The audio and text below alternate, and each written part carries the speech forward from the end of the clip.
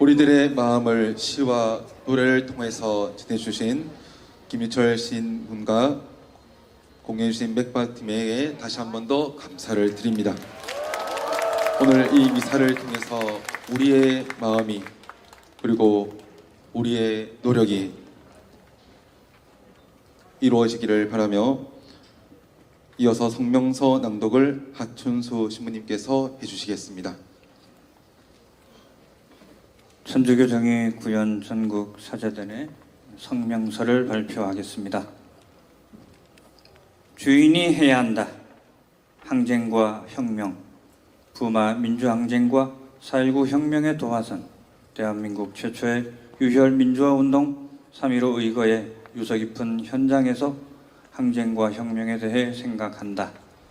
우리 역사에서 나라를 망치는 쪽은 대대로 특권을 누려온 지배청이었고, 되살리는 쪽은 한평생 굳은 일을 도맡은 민중들이었다.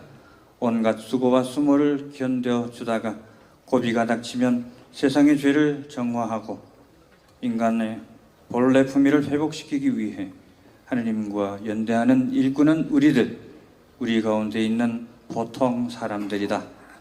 마산 시민들은 1960년에 이승만은 하야하라, 1인 독재 물러가라, 1979년에는 독재자 박정희 파쇼 물러가라고 외쳤다. 이승만 1인 독재, 박정희 유신 독재가 나라를 더럽히고 나라의 주인들을 못살게 괴롭혔으므로 가만히 있을 수 없었던 것이다. 결국 이 자리에서 시작된 혁명으로, 이 거리에서 격렬하게 벌어졌던 항쟁으로 나라도 사람도 말끔해졌으며 그 덕분에 대한민국은 전진할 수 있었다. 자유란 무엇인가? 취임사에서 자유를 30번 넘도록 반복한 사람이 있다. 그가 추종하는 전임자들도 자유를 강조했다. 이승만도 박정희도 전두환도 자유민주주의를 내걸고 권력을 연장하거나 폭압을 변명하였고 심지어 학살까지 자행하였다. 대답해보라. 자유가 무엇인가? 자유는 제 마음대로가 아니라 자기로 말미암아라는 뜻이다. 나는 나로 말미암아, 너는 너로 말미암아, 그래서 존엄하다는 의미다. 자유자재라고도 한다. 거침없이 제 마음대로 할 수 있다는 말이 아니다. 나는 나로 말미암아 스스로 존재한다는 뜻이다. 묻고 싶다. 당신은 자유로운 자유자재 인간인가? 미국 정보기관이 또 대통령실을 도청한 사실이 드러났다. 동맹, 혈맹 그 이상으로 믿고 의지해온 미국이 우리 뒤를 캐고 있다니 씁쓸하지만 대통령실의 대응이 가관이다. 신용으로라도 화를 낼 법한데 도청 사실은 터무니없는 거짓, 상당 부분 위조가 됐다. 악의적 도청은 없었다. 미국과 협의하겠다면서 도둑 맞은 자가 되레 도둑을 두둔하고 있다. 한술 더 떠서 언론 자유보다 국익을 먼저 생각하라는 훈계를 빠뜨리지 않는다. 이게 어찌된 노릇인가? 여기저기서 죄다 털리고 혹은 알아서 먼저 갖다 바치고도 납작 엎드리기만 하는 그를 두고 꼿꼿이 떳떳하게 직립하는 자유자재 인간이라 말할 사람은 드물 것이다.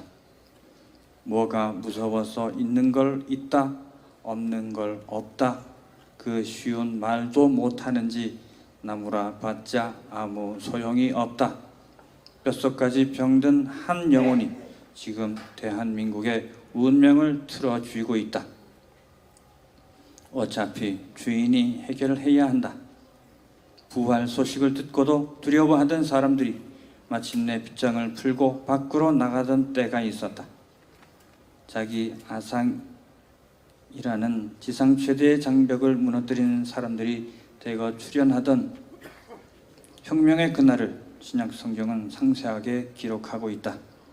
나는 그를 모르고 하던 사람들이 우리는 남이 아니니 한 마음 한 뜻으로 자기 재물을 자기 것이라고 주장하지 않고 모든 물건을 공동으로 소유하자며 한살림을 하기 시작했다. 생명의 실상을 자각한 이후 생겨난 놀라운 변화였다. 하느님과 사람, 나와 너, 사람과 자연이 둘로 셋으로 가릴 수 있는 별개가 아니라 하나에서 나온 하나다. 내가 없으면 나도 없다는 깨달음은 실로 성령의 불꽃이 지핀 위대한 통찰이었다. 너 따로 나 따로 살던 과거를 부끄러워하는 일이 회개요. 본래부터 하나이니 하나로 더불어 사는 한 살렘이 하느님 나라다.